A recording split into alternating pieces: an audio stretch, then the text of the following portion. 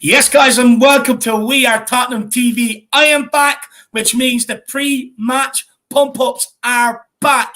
Of course, today is North London Derby Day where bragging rights is on the line.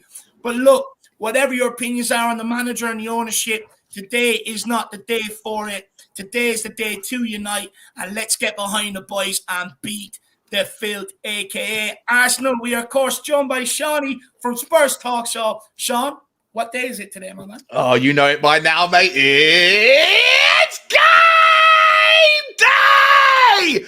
Come on, the biggest game of the season. Arsenal at home. Oh, mate, didn't get much sleep last night. I'm not going to be honest. It was one of those like tossing and turnings, imagining certain outcomes in your subconscious, and it was disruptive to say the least. But today we're back now, and I cannot wait. I cannot wait to see us like just make certain permutations happen, mate. If we win today, all sorts of things change in the Premier League. The title race is wide open. Our top four, mission is back in, and then see where we can go from there. All sorts of things can happen if this game goes the way we want. I can't wait to talk about it with you. No, look, you know what, Shawnee? The more closer kickoff gets, the more nervous I'm getting. I've got butterflies in my stomach, but this is what Derby Day is all about, my man. Look, no doubt about it, we are going into this game as the underdogs, but the saying does go, the home team usually wins the North London Derby. Now, lineups will be out in about 20 minutes' time, so as soon as they're out, we'll get them up on screen for you guys to have a look at and let us know what your opinions are. Many different rumors flying about Bentancur. We're not sure whether he's going to start or not. Let's wait and see. But Shawnee, what's your thoughts heading into this game? What do you want to see from Tottenham today? Well, I mean, more important than just what I want to see from the team, I want to see from the fans. I want to be sent videos from outside the stadium with the Tottenham fans with their flares. I want to see evidence that when the Arsenal team bus arrives into White Hart Lane or onto the high road, that the boys that are wearing the white shirts outside are making that atmosphere as toxic and as nasty energy towards those Arsenal fans as absolutely possible. I was at the same fixture last year. I was saying to you in the previous show, my man, I was sat 3 seats away from the Arsenal divide. It was deafening. It was absolutely deafening in the north stand, which is usually one of the quieter ends of the stadium. The south stand must have been absolutely insane. We can only hope that the same thing happens this year. As far as the team goes, Dave, I do expect Tottenham to be set up in a way that may, annoy a little bit about the fans. But I think it's for the best interests of the team.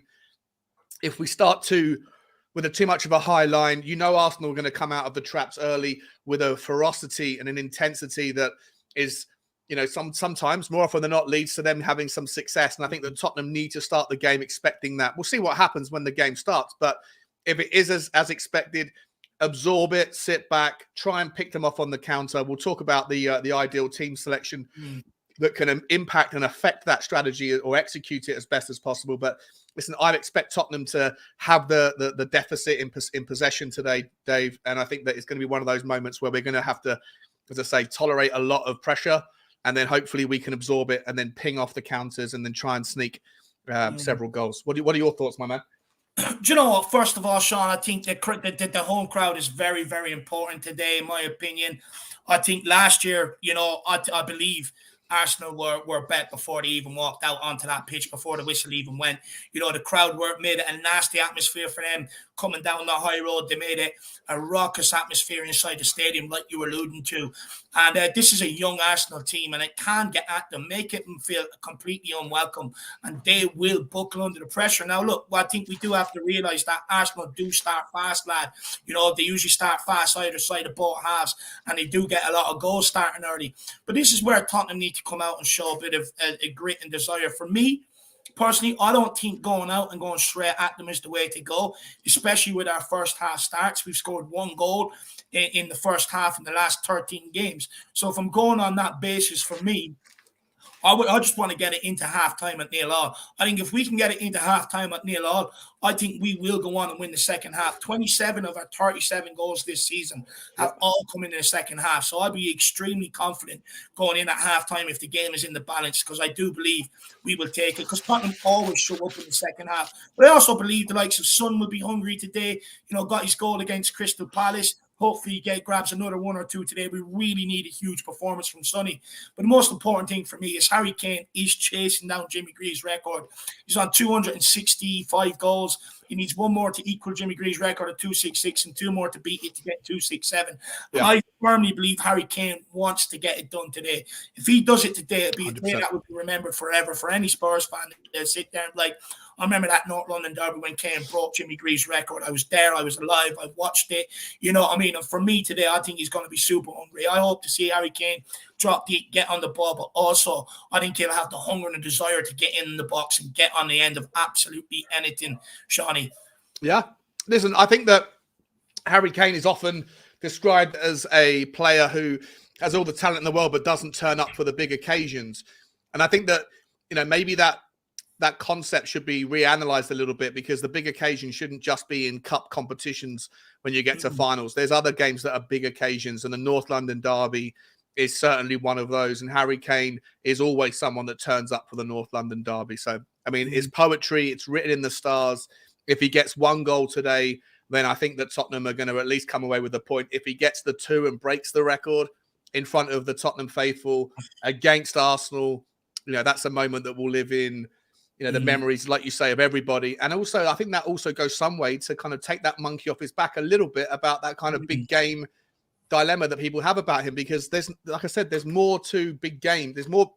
If we're saying that Premier League matches are not big games, then I think we're making a mistake. And when it comes to the crunch in the big games, Harry Kane in the Premier League against Arsenal, the biggest game for Tottenham, he turns up more often than he doesn't. That's the thing, Shawnee. A lot of people say he doesn't turn up for the big games, but he's got the most goals in North London derbies, you know. So for me, look, this is one game we know he turns up at. We just know it. But Sean, not a lot of people, you know, inside the Tottenham fan base and outside the fan base are really giving us any hope today, not really giving us a chance. Do you subscribe to that? Not at all. Not at all. I think it's the great leveler. You know, unfortunately, we looked at this in the last show. Pawson being the referee, we figured out that he's actually officially a Sheffield United fan. But some of his decision making would lead you to believe that if he's not necessarily an Arsenal fan, he's certainly not a Tottenham fan. So that, you know, there's that kind of worry in my mind about, you know, things going, you know, maybe a little bit awry when it comes to VAR or comes to kind of 50-50s, but ultimately the 12th man, which is the Tottenham fans, are going to kind of make that great equalizer. And I do think that, you know, I think that form to some degree goes out of the window in a game like this. The one thing I would say, mate, is if Tottenham can avoid, if the team that that Conte puts out, if we can avoid those players making any individual mistakes, you have to remember. Let me run with this for a second. But in a lot of the games that where we've ended up costing us points, whether it be 2 points from the win or 3 points from the win, you know, whether we lost or drew, they were down recently to individual mistakes. And there's 2 particular players that are the obvious ones that we can call out. You know, Hugo Lloris and Eric Dyer. Both of those we assume are going to be playing today. If those players hadn't made the mistakes that they have made, it's difficult to know exactly what would have happened with those games, because it's a whole different timeline, a whole different dynamic. But you can point to several games where those 2 have had just slips of concentration that has ended up costing us in massive amounts of significant points, significant games. Manchester United, Arsenal, for example, being examples. And so if those 2 and everybody else in the back 5 can be on their best behavior, they haven't got to necessarily put in worldy performances, but at least just don't make any mistakes, then I think that's a completely different version of Tottenham. And if those players hadn't made those mistakes, we would probably have 8 points or so more than we currently do, and be right bang in, you know, the conversation. So for me, I think the only thing that really separates the 2 on a game like today is who handles the pressure better. We know that last time round, Arsenal completely crippled. They buckled under the weight. They're a young team. That's why I looked for the fans to come in and do that 12th man role. But on our side, I need Eric Dyer. I need Hugo Lloris to put in levels above with their temperament, where they don't get sucked into bad decision making. Because if they do, I think we're in trouble. If they don't, I think we've got more than a good chance of getting something out of the game. Yeah, look, for me, it's all about can Hugo Lloris and Eric Dyer hold their nerve today, because we've made five mistakes leading to goals this season. Hugo Lloris with three and Eric Dyer with the other two. So it is all about these guys holding their nerve today. And for me, I really hope they do, Sean, because I'm of the firm belief. I don't think we can afford to have this slow start today. I don't think we can afford to go 1-0 down, because it's a very dangerous game to play, because it could end up in a situation like the Northern Derby under Nuno. I know it was at their place, but it could be over by half time. We can't keep relying on having to score 2-3 goals every single game. And that Arsenal backline is tight. I think they've kept 3 clean sheets in London derbies this season, and all 6 of their clean sheets have come all the way from home this season. So they do have a good defensive record. They are solid at that back. So they're not going to give away too much. There's not going to be necessarily a load of opportunities there for us to be able to claw back and go on and win the game. So it's crucial that these guys can hold their nerve. But also, we can't have Arsenal winning this today. If they win this, it'll be a huge momentum boost for them. And they're sitting in first. City losing yesterday. It's absolutely crucial for them. But I'm of the firm belief. I think if we can beat them, and like Gary Neville said what we done last season, brutalize them, I do believe that they'll fall off the pace of the title. Look, they're only a couple of injuries away from results really starting to turn. Now, they've got a couple of players on suspension today if they pick up yellow. So I think it's important that we get at them. We get in their face, make it ugly for them, especially in the first half and then second half, or even if we can do it in the first half, to get out there and play some beautiful football. The Spurs way, the way we know they can do it when everybody's absolute, a bit like the Crystal Palace game, second half, beating them 4-0, some lovely passes, people taking on people, balls into the box, runners off it, getting on the end, the hunger and look Harry Kane's header, the hunger and the desire to get up there and put that in the back of the net. That's what we need to do. We need to capsulate that spirit and bring it into today's game, Shawnee. 100%, mate.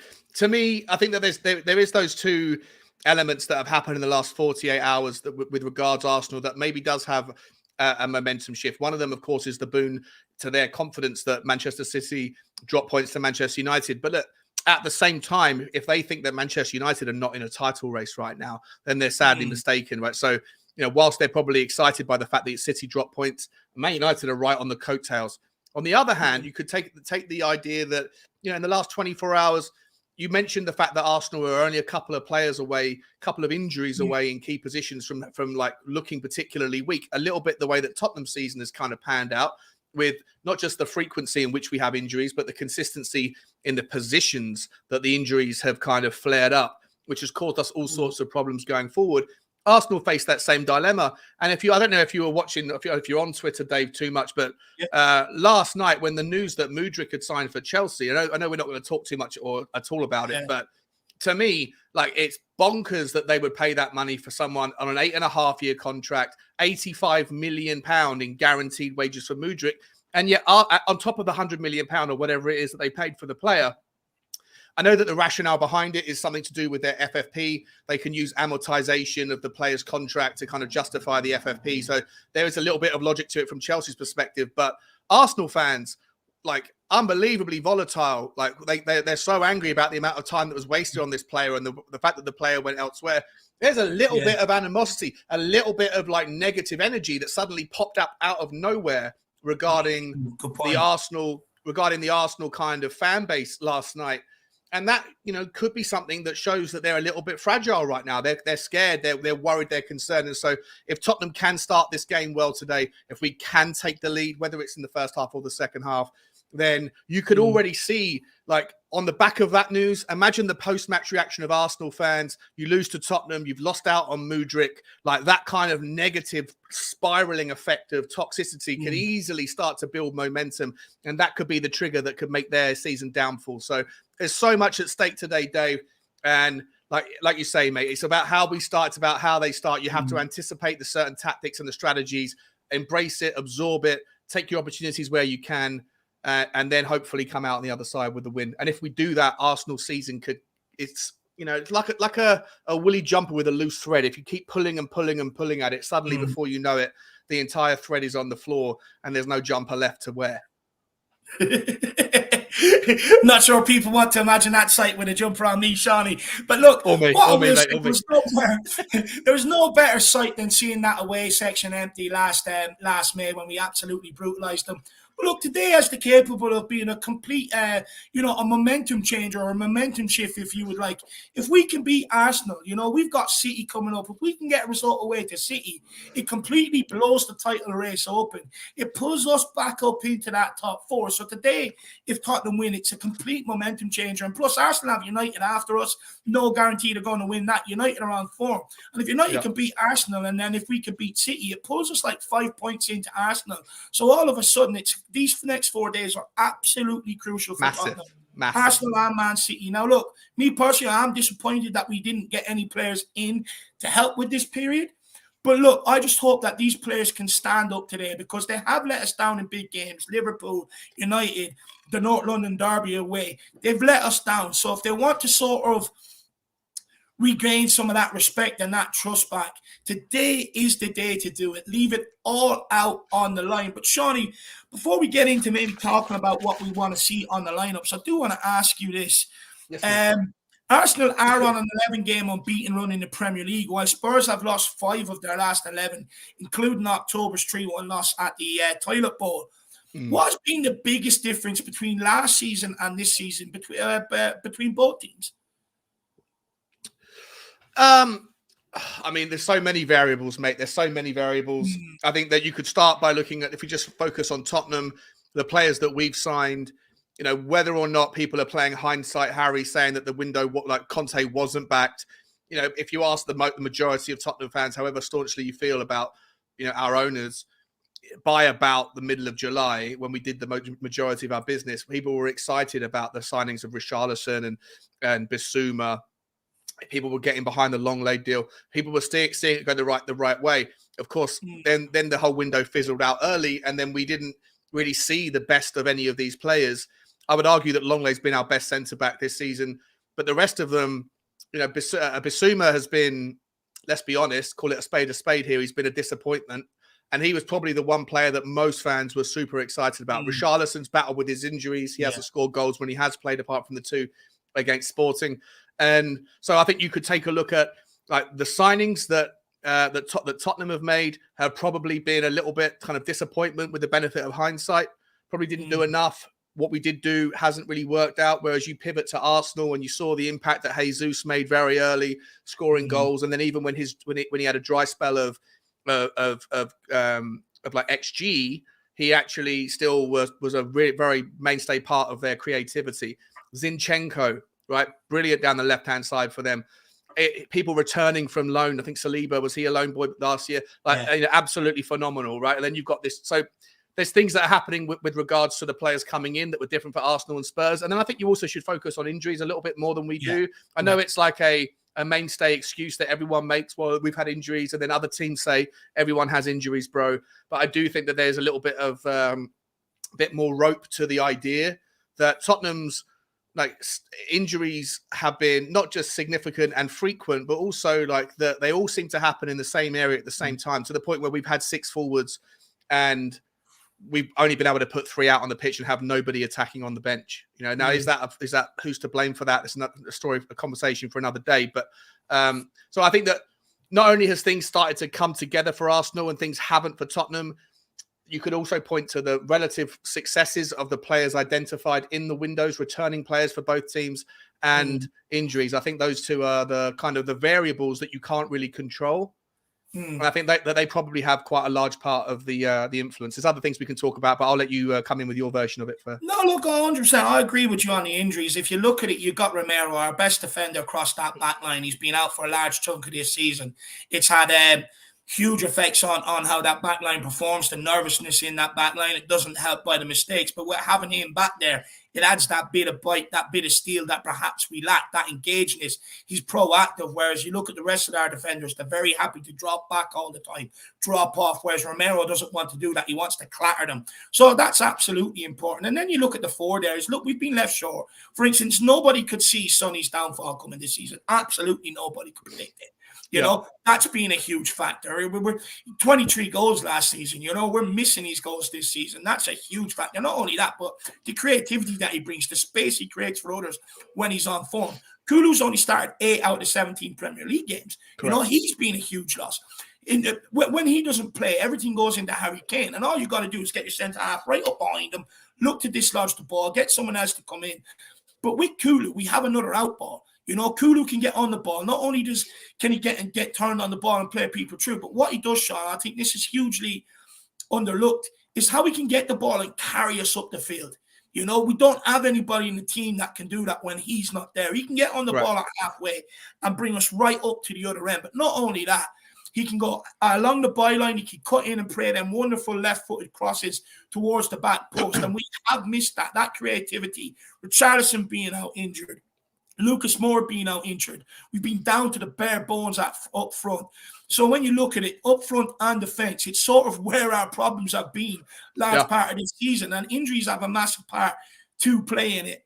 And individual mistakes, right? I know you touched on that there. But Arsenal have been, you know, even the poorest people in their team have been excelling. And I think that's a consequence of confidence that is embedded into the side, you know, and the momentum that comes from it. Tottenham are quite a fragile team right now, and we spoke about this on the previous show as well, Dave.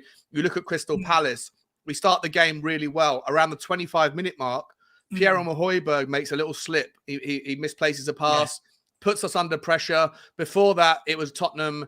You know, it wasn't necessarily a brilliant version of Tottenham, but it was a competent version of Tottenham that looked fairly confident and were building into the game. And then all of a sudden, Højbjerg makes an unnecessary slip. It doesn't cost us too much. I think we gave away a corner from it in the end.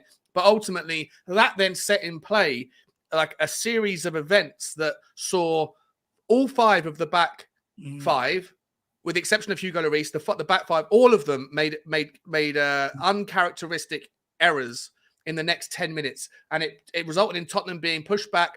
And thank God Hugo Lloris was having a good game on the day that kept us in the match, because we could have gone into the halftime, you know, 1 or 2-0 down, had Hugo Lloris not made those, you know, pretty clever saves. And so I feel like Tottenham are quite a fragile team where where everyone's waiting, like, is anyone going to make a mistake? And if someone does make a mistake, suddenly the confidence, the fragility comes to the surface, and it's a worry. To me, Arsenal aren't doing those same things. They're playing with extreme confidence. It's an exuberance of flavor that they're bringing. And I don't know where it's come from.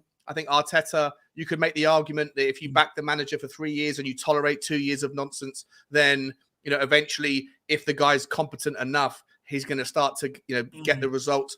Maybe there's that argument, the very much similar argument for Conte. But for the time being, I think that, you know, today, I don't know, it's not going to take Arsenal to make a mistake for Tottenham to come through. But if Tottenham's backline make a mistake, then there could be this catalogue, this chain event of infectious energy that takes away the confidence of all of our back 5, and we cannot have that. Cannot happen today if we want to come away with the 3 points. 100%, my man. Absolute 100%. A lot of people saying Perisic isn't starting. The lineups will be out in 2 minutes, so we'll just we'll have a look at it.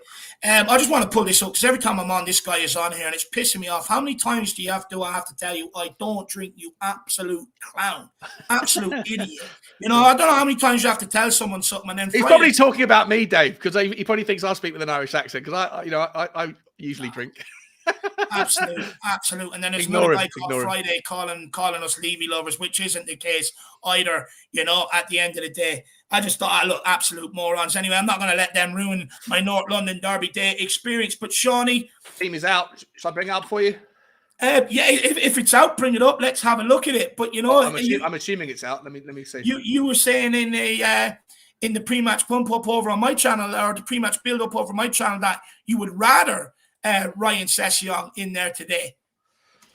I think I said that there's it's not out yet. There is an argument to say it depends on what you do down the right-hand side. If you're going to start with Doherty and not Emerson, and I think that makes a lot of sense, then you could probably make the argument that the right can be the source of of attack. Down the left-hand side, if you are going to play Perisic, you probably shouldn't play Longley. If you're going to play Longley, you probably shouldn't play Perisic, at least to start. Maybe you bring Perisic off, use him as a weapon from the bench where he can, bomb the free kicks and the corners in the second half, where we're usually most effective anyway. Try and get some assists from Perisic. But to start the game, Perisic and Longley down that left-hand side with Saka running, driving at the ball, which is what he's going to do. If you remember against Sporting, Marcus Edwards drove at Longley and made him look silly. He had all day long. He was running at him all day long, and Perisic was on the left that night as well. So for me, I think that you could make the argument to have Perisic as left wing back and then Ben Davies inside of him.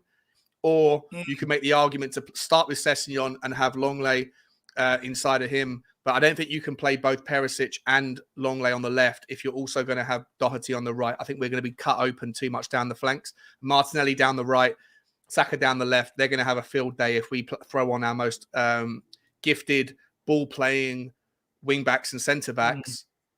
I think that's going to... But they also are the most vulnerable defensively. If you remember Sessegnon last season, I know it's a different Sessegnon, but he has more history of successfully pocketing aggressive...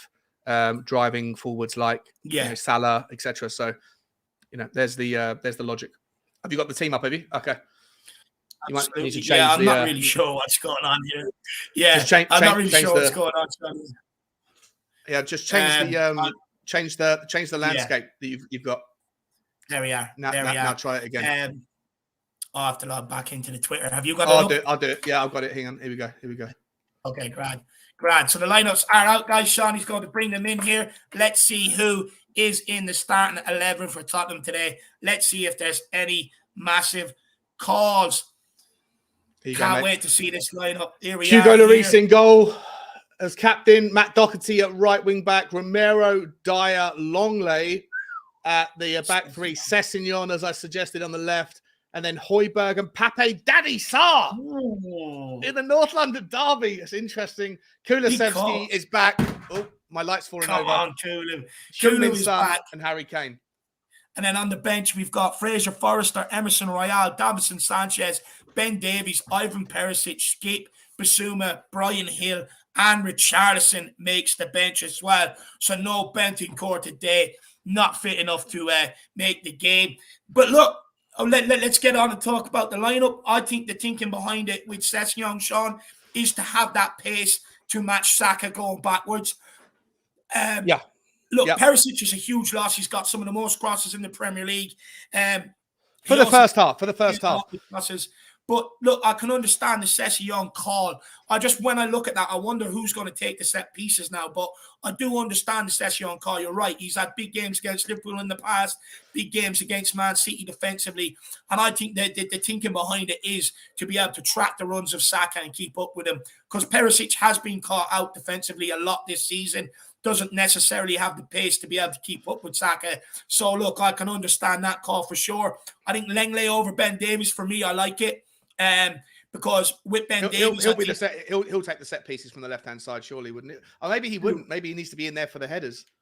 Longley won't take the corner kicks. No, I wouldn't. No. I mean like free kicks. Or no, you're right. No, forget it. Maybe. I reckon it could be Kulu or Son today on the set pieces personally. But Longley, I can understand that call over Ben Davies. Look, credit to Ben Davies, absolutely leaves everything out on the line. But with Longley, I think he's gone with that decision purely on the basis of being pressed. I think he wants that option on the left and on the right with Romero to be able to get the ball out from the back line on a consistent basis. And they've got good passing ranges on them as well. So hopefully be able to release people in behind where maybe Ben Davies doesn't have that. Sarr, I think, is a huge call, Shawnee. Massive call. Listen, we don't know the details. Maybe Basuma is, 60, 70% and not quite ready to get in there. I made the call earlier on your show. You asked me. I think that whilst Pape Sarr, Daddy Sarr, as I like to call him, whilst he is a real talent and he's come to life in the last couple of weeks, let's be honest, he did it against a League One Portsmouth where he was dominant and did a really good job. And he did it in the last 25 minutes against Crystal Palace, who were awful on the day, and we were already 2-0 up. The dynamic of that game was very spread open at that particular part. He did a great job. He was passing the ball, running back, looking for it again. And I think it's a brave call from Conte. Yeah. But listen, it's a massive step up from a 2-0 lead against a very poor Palace to a League One team to going against the Premier League leaders in a North London derby. I think I could feel confident in saying Pape Sarr could be the difference here. If he doesn't enjoy the experience, if he crumbles under the pressure, I'll get the Arsenal side up in a second to look through that, because their midfield is obviously insanely talented. It's probably going to be Xhaka, Partey, and Odegaard. Daddy Sarr's going to have the game of his life, and I hope he does. Like, listen, if he does, it could be maybe we're talking about a future star for Tottenham. But I probably would have gone for Bissouma, even though I haven't been impressed with Bissouma in a Tottenham shirt particularly. I think that he is. We know that he's played these games before at Brighton. He's beaten Arsenal before in a Brighton shirt, and I can only assume it's either incredibly brave from Conte or it's because Bissouma isn't quite recovered from whatever that niggle was that he felt before the Portsmouth game. Do you know what it is with Bissouma? I do think he was fit, but all words coming out of the camp is that Conte is very, very happy with Sarr. He really likes what he sees. But look, it's a huge game to throw him out there, but it is the only way you're really ever going to know if this guy is good enough. Does he have the mentality to be able to handle the big occasion? Will he get lost in the big occasion, or will he come out and triumph? And I think, look, there's a lot of questions around Sarr at the minute. Some people are saying he's got absolutely great potential. Other people are saying, look, let's stop hyping him up, see what he's made of. He's only played a couple of minutes. So for me, I think, it's a big call. Hopefully it doesn't backfire on Antonio Conte, but I've been impressed from what I've seen. I think he brings a little bit of Michael Carrick to the game, where he gets the ball, he'll move it out left, he'll go and collect it again, pick it up, move it out to the right. But I also like how hungry he is in the tackle. He wants to get about, he wants to win the ball. So let's see what the kid is made of today. It's the only way you're going to know if some of these guys are good enough, to be honest with you. But I'm rooting for the kid. I really am. I think many people are today. In fact, a lot of people actually wanted Sarr to start today. Yeah, so and the comments look very supportive of it, to be entirely honest. Most of the comments, though, are not supportive of Sessegnon. As I say, I think it just makes sense to have one or the other. I think Conte probably had to make the decision. Do you want to have the ball playing ability of Perisic? But if you do that, you have to have Davies, I think. And if you think that Longley is more important than Davies, then maybe you play Sessegnon. But I expect Sessegnon to be removed from the game in the 55th, 60th minute, 65th minute.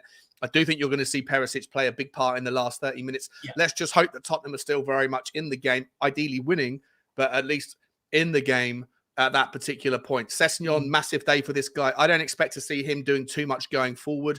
I expect to see us do this kind of like almost inversion, this like corkscrew formation where we're going to be pushing most of our, when we get the ball, we're going to be looking more towards Decky, and hopefully he can recreate those little triangles that him, Doherty and Højbjerg were doing in that brilliant run of spell last season from February through till April before Doherty got hurt by the Aston Villa player. Those three, Doherty, Højbjerg and Decky, were just doing this brilliant little triangles, and they just worked their way up the pitch. Hopefully we can see a recreation of that today.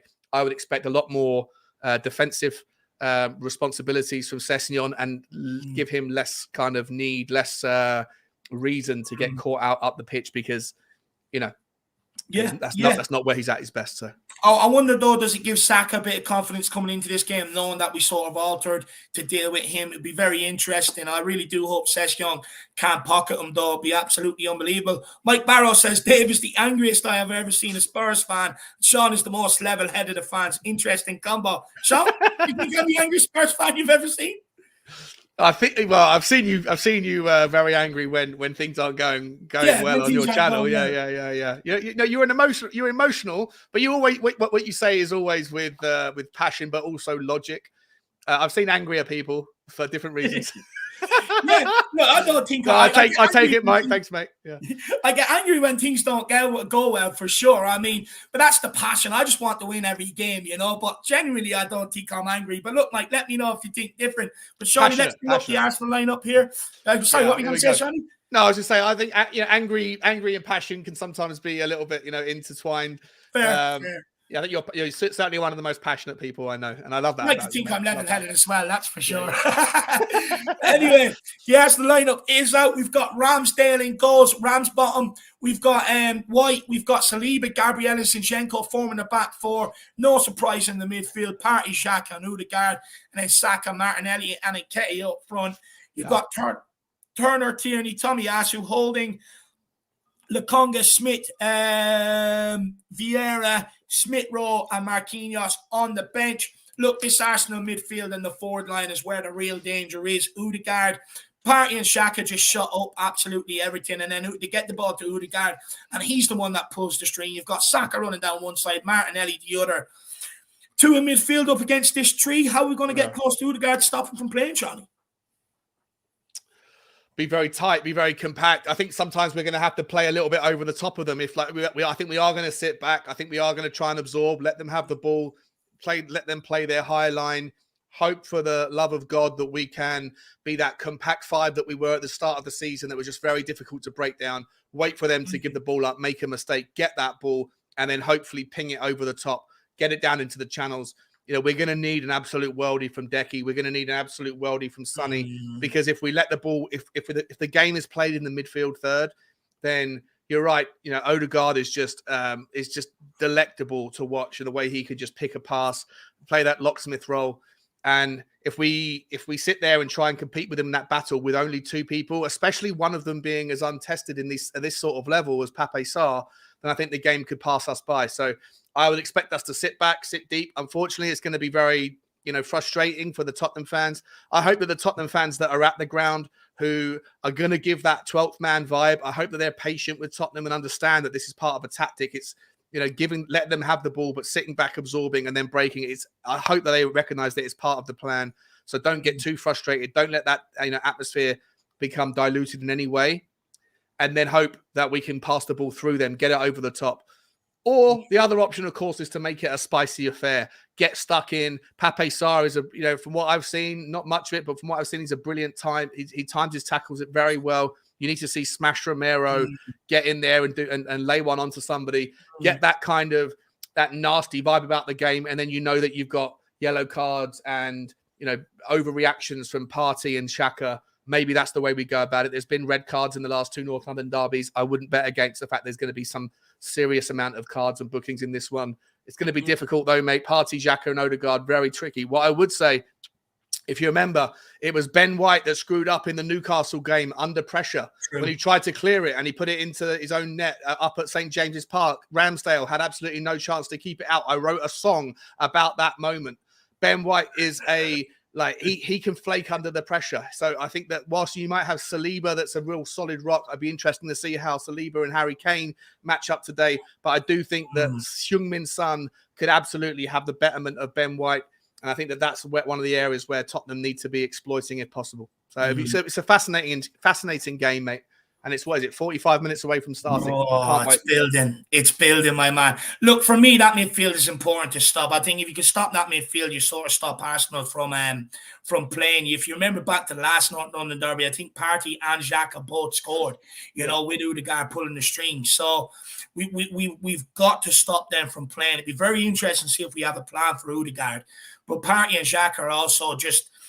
we've seen it time and time again with some of these guys. They're lining up around the edge of the box, waiting for the shots. The ball goes out wide, comes back across the middle. They're waiting there to ping off the shots. We've got to get out and close them down very, very quickly today, like Højbjerg and Pape Sarr. Now, I do worry about our left-hand side a little bit because I know we brought in Sessegnon to be able to deal with Saka going backwards. But what about going forward? Because I've not been impressed with Sessegnon this season. Against Portsmouth, he done the same thing every time. Tried to put the ball out on the left, cross it, and he hits it off the guy right in front of him. He doesn't have really any confidence or belief in himself to properly go at the guy, skin the guy, a bit like what Saka does. Confidence, just puts the ball by and he's gone. He does it with aggression. He does it with purpose. Sessegnon doesn't really. So I am worried about the creativity down that side. But Kulu back the other side is huge. Look, Nketiah, he's a player that not many people speak about, but I think he's got 4 in his last 5. He is a guy that's on form as well.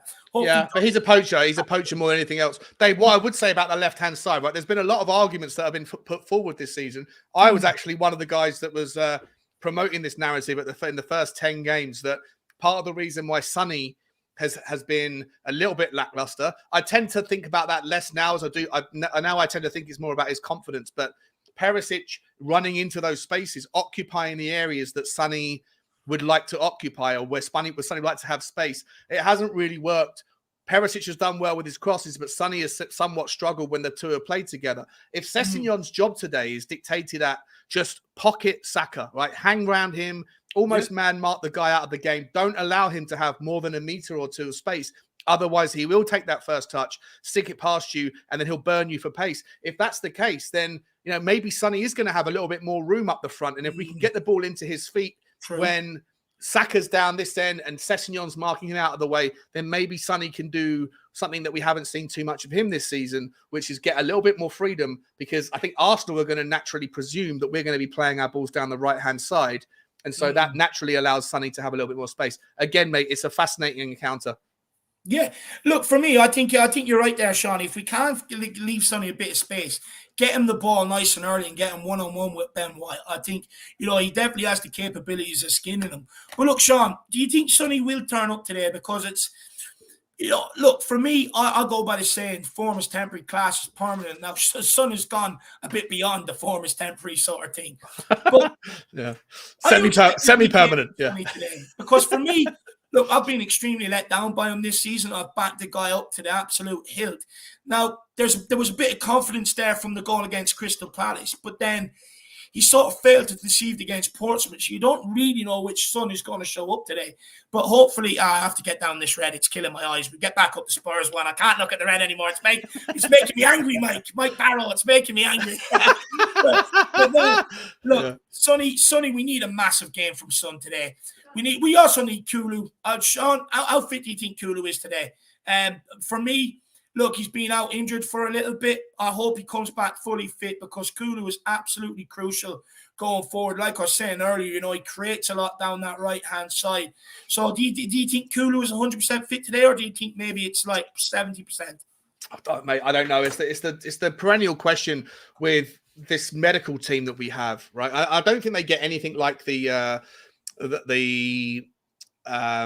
exposure or the kind of the focal point that we should know more about it. I think it's more of a common theme in other leagues. I think Conte's alluded to it a couple of times, that he shouldn't be the one that's answering questions about the fitness of our players, because the medical team just let him know what they know. Maybe they should come out and have to be face some difficult questions, because there seems to be this forever system right now where long-term injuries are never they always take longer. They're never expedited. They always seem to be longer than they should be. And short-term injuries seem to come with like some reoccurrence. And Decky's been the perfect example. I think 3 times this season he's come back, played a game, and then dropped back out again for a couple of weeks.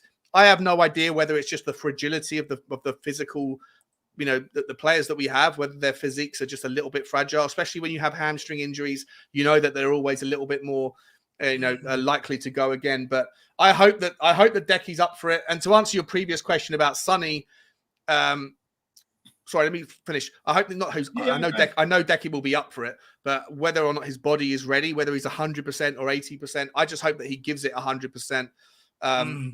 I would assume that one of the reasons maybe why we didn't play Bentancur today is because Conte saw the risk reward as being imbalanced and thought, well, there's no point in bringing him back for 30 minutes. If it goes again, we're screwed against Manchester City. As far as Sonny goes, I feel the same as you. I've defended him to the hilt. I personally think that he is massively lacking in confidence. I know that the eye mask thing is a distraction for him, but I think he also needs to work on his game. I think that he's become very predictable. At the moment, when he's inside of 23 yards, his first thought, he gets the ball, his first thought is to knock the ball to his right and have a shot.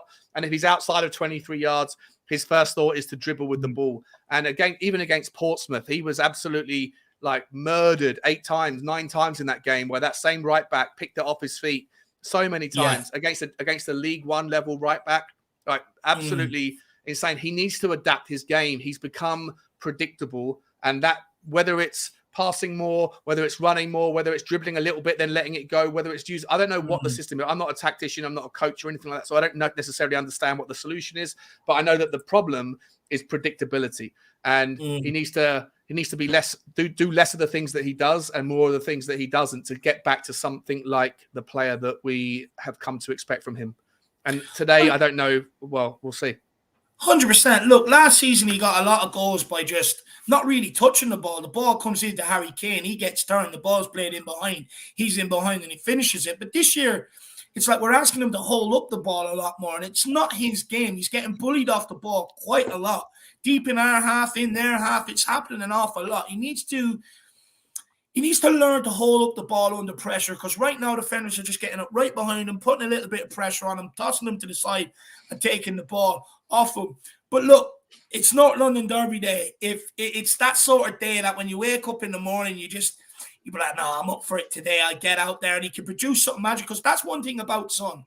He, at any moment, he can cut in and release one into the top corner. You know, that's the thing. But less and less likely. Even the game against, like, I don't want to slam on him because I love the guy. I absolutely adore him, and I want him to figure out whatever's going on. I do think that he was always accused. If you remember against Manchester United, right, when we conceded the second goal, he lost a 50-50 header to Lisandro Martinez, who's 5'8", and he bottled it. Right, he didn't want to get involved. He got a lot of criticism. That clip was put up on Twitter and it went viral. And Sonny was murdered for being, essentially a coward or a chicken in a 50-50. I think it was the next game or the game after that, he goes in for the 50-50 and he headbutts the shoulder socket of whoever it was who broke his eye. Sorry, headbutted the shoulder, whoever broke his eye socket. Yeah. Right. So I think that sort of thing, if you're accused of being a coward and you're not particularly willing to get involved in those 50-50s anyway, and then you man up and do it in the next game and it results in a broken eye socket, what sort of damage does that do for your confidence going forward? So, I think that for me, against Crystal Palace, the goal that he scored, we don't know where that would have gone had it not been for the deflection. Even the assist that he got for Doherty's goal, that wasn't intended to go to Doherty. He was trying to put it across, the face of the box, and it hit the Crystal Palace left back's foot and then bounced out towards Doherty. So even the goal and the assist that he got in that game were not by design; they were by accident. And so I feel like I need the kid to, or the guy to, I don't know. Maybe he needs some sports psychologist to get into his head, because I think sometimes it's more about what's going on inside his mind than it is about other things, I think with Crystal Palace, I think sometimes you need the bounce of the ball to go your way, and it certainly did that day.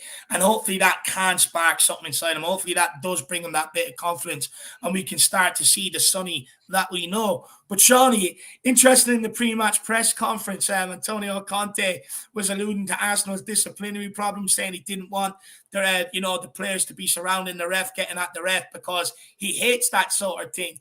Do you think that's Antonio Conte trying to put a doubt of seed in the referee's mind before the game even kicks off? Because the last two games, Arsenal have surrounded the referees. They've been disciplined by the FA for failing to control players against Oxford and Newcastle.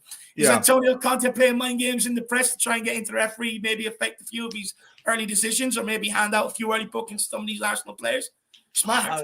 Yeah. I mean, look, far be it from me to get to sit there and try and presume the mindset of and master of his craft, which Antonio Conte is. For what it's worth, though, as you know, Dave, I spent a lot of time on your channel. I have never been a fan of Antonio Conte being in front of a camera saying what he says. I find it unhelpful generally. I find it a little bit kind of weird, and if it is mind games, it's not the best mind games, because it comes across a little bit flip-floppy at times, where he says what he says one week about the team or the players, and then when we lose, the next week when we win, suddenly he's brilliant, everyone's best mates again.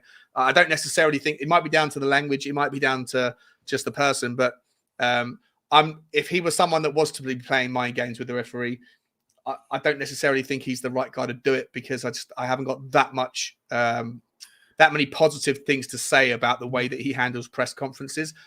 What are your thoughts, mate?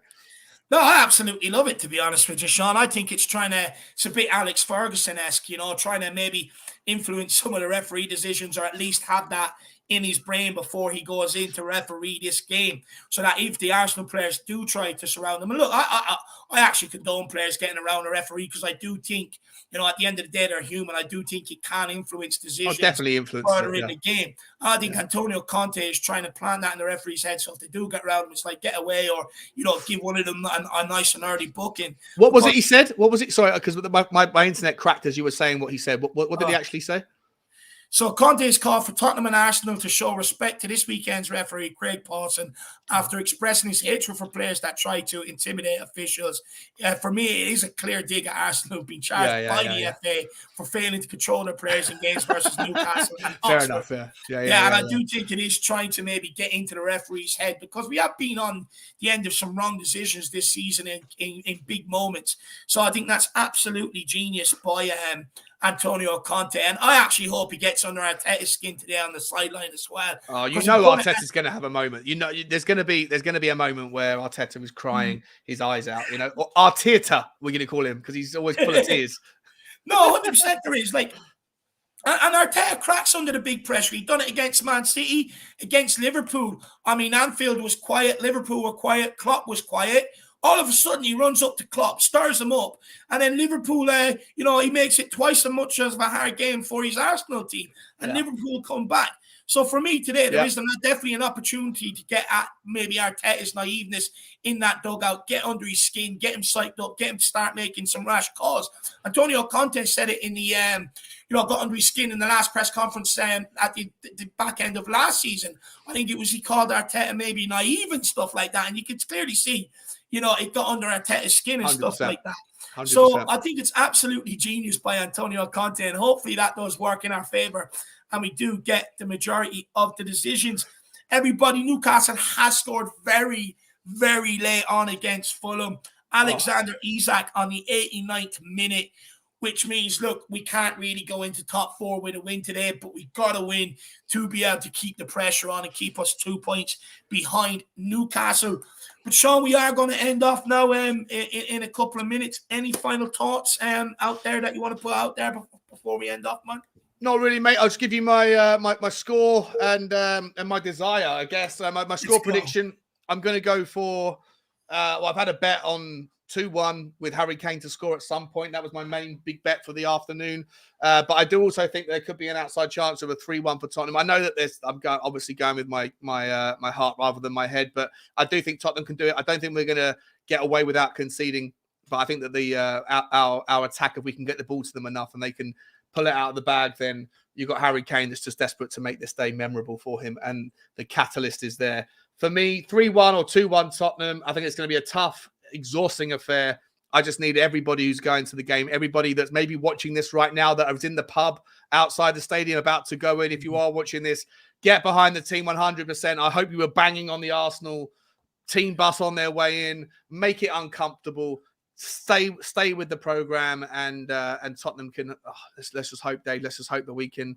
If we can get the 3 points, and the whole season looks incredibly different very suddenly, and wouldn't that be a wonderful way to spend our Sunday afternoon? The fan base needs this win, Sean. Absolutely, everybody needs this win. Like, nobody enjoys losing. Nobody enjoys going through these tough periods. And for me, I think a win today would be absolutely great for Spurs fans, in my opinion. I think it'll lift the mood slightly. It's not going to solve everything. Of course it's not. But it will lift the mood lightly, and it will put us in a good frame of mind, especially the players as well, going into that Man City game Thursday night, which is absolutely crucial as well. You're playing the top two teams over the next 4 days. So it starts today. It starts with a big win. I think Spurs fans deserve it as well. We've had to endure a lot of shit performances this season. So I do believe that we deserve a victory. I don't really care how it comes. I don't care if we play horrible and we snatch it. I just want to beat these lads. It's absolutely unbearable watching them smile, gloat because they're top of the league. Today is the start of their demise, and we have to go after it. Look, I'll be honest, I'm not thinking with my head when I give the score prediction. I'm thinking with the heart. I'm going to go 2-1, to be honest with you. I think Harry Kane, he's going to want to beat that record today. I'm going with Harry Kane with the double. I don't believe we will keep a clean sheet. I find it hard to believe we will. But look, at the end of the day, let's get after it. We've got to win this today. It's North London Derby. Let's not give them an inch, because they will take a mile. So it's up to us today to turn up, absolutely batter them, absolutely berate them, and take them off their game. They got Man United next. This could very easily fall apart, and it starts today. I want to say a massive thank you to Shawnee. Shawnee's link is in here in the group chat, guys. If you do want to follow him, or not in the group chat, what am I talking about? It's here in the chat. If you guys do want to get over and follow Shawnee, get over there and smash that subscribe button. My link is also here as well if you want to get over and smash the subscribe button. Don't feel the need to, but I'd love if you could. But look, that's it from us. We're going to hand it over to whoever's on the watch along here.